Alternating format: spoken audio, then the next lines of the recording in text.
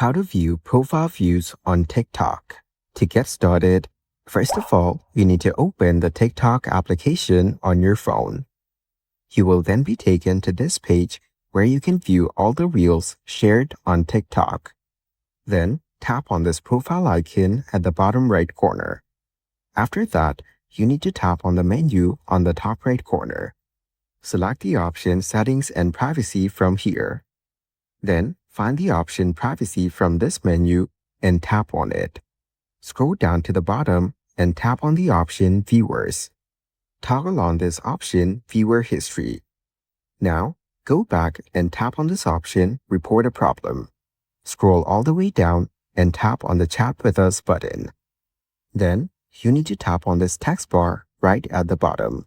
Send a message stating the issues you're facing with profile views.